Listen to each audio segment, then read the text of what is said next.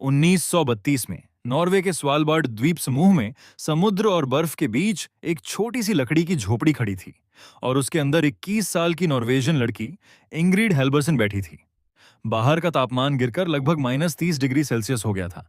हवा लगभग 60 किलोमीटर प्रति घंटा की रफ्तार से चल रही थी और कई हफ्तों से आसमान में सूरज नहीं दिखा था क्योंकि पोलर नाइट, ध्रुवीय रात, शुरू हो चुकी थी। अंदर झोपड़ी में सिर्फ एक पुरानी घड़ी की टिक टिक और उसकी सांसों की आवाज ही सुनाई दे रही थी।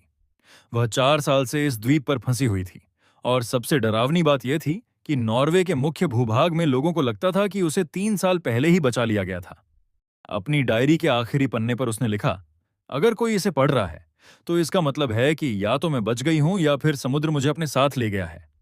लेकिन कहानी इससे कई साल पहले शुरू होती है, जब इंग्रीड पहली बार इस द्वीप के लिए निकली थी, जो लॉन्गियरबियन से लगभग 180 किलोमीटर दूर था। वह एक रिसर्च और सप्लाई जहाज के साथ उत्तर की ओर निकली थी। उसे जरा भी अंदाजा नहीं था कि आर्कटिक की बर्फ उसे बाकी दुनिया से पूरी तरह काट देगी। कहानी जून 1928 की गर्मियों में शुरू होती है, जब स्वालबार्ड की बर्फ थोड़ी पिघली थी, जिससे छोटे सप्लाई जहाज अफ्योर्ड्स समुद्री खाड़ियों के रास्ते अंदर आ सके थे। ट्रॉम्सो की रहने वाली इंग्रिड हेल्पसन एक मौसमी सप्लाई मिशन में शामिल हो गई क्योंकि उसके पिता एक ट्रैपर, शिकारी थे और आर्कटिक की दूरदराज की चौकियों तक सामान पहुंचाने का काम करते थे। उनका छोटा जहाज लॉन्गियरबियन से लगभग 180 किलोमीटर उत्तर की ओर रवाना हुआ। मौसम साफ था, हालांकि आर्कटिक में मौसम कुछ ही घंटों में बदल सकता है। जहाज पर 7 लोग सवार थे, जिन्हें नॉर्ड ऑनस्लैंडेड के पास एक छोटे सुनसान द्वीप पर बनी एक दूरदराज की शिकार झोपड़ी तक सर्दियों का सामान पहुंचाने का काम सौंपा गया था। वह झोपड़ी समुद्र तल से लगभग 25 मीटर की ऊंचाई पर बनी थी, ताकि तूफान के दौरान उठने वाली ऊंची लहरें सीधे उसके अंदर न घुस सकें। शुरुआत में सब कुछ सामान्य था। समुद्र शांत था और हवा ठंडी होने के साथ साथ स्थिर भी थी।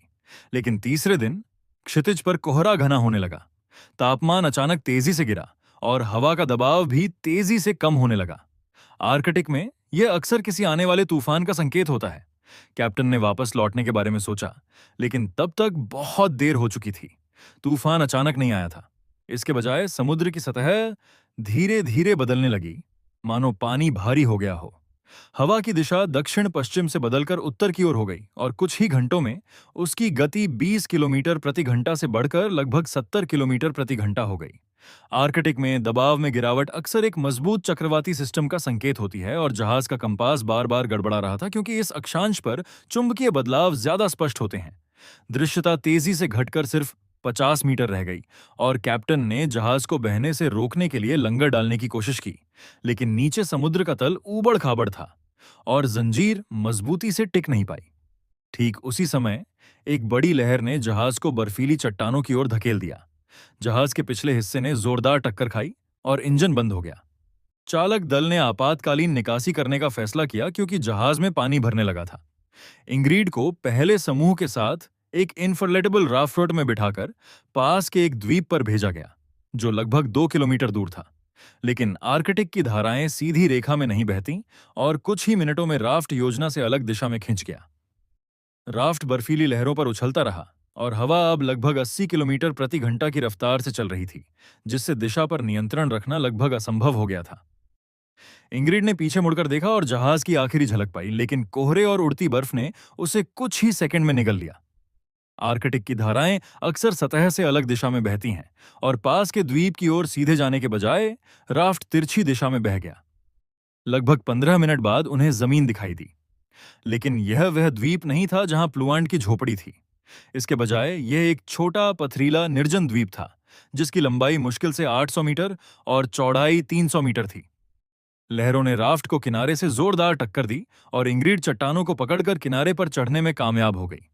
बाकी चालक दल कोहरे में पीछे छूट गया था और दृश्यता इतनी खराब थी कि वह 50 मीटर से आगे साफ साफ नहीं देख पा रही थी।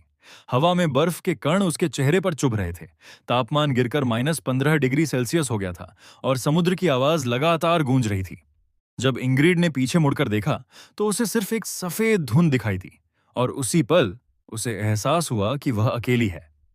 इंग्रिड ने सबसे पहले पानी से दूर किसी ऊंची जगह पर पहुंचने की कोशिश की, क्योंकि आर्कटिक में ठंड से ज्यादा भीगना खतरनाक होता है और हवा के कारण शरीर की गर्मी बहुत तेजी से कम होती है। द्वीप की सतह ज्यादातर पथरीली थी।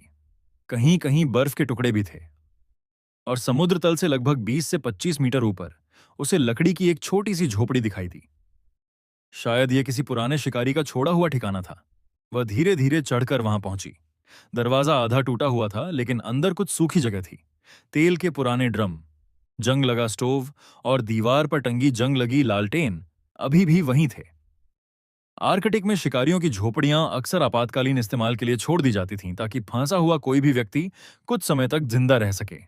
उसने अपने गीले कपड़े उतारे और सूखे कंबलों की तलाश की, क्योंकि हाइपोथर्मिया के कारण शरीर का तापमान 35 डिग्री से नीचे गिर सकता है और कुछ ही मिनटों में बेहोशी छा सकती है।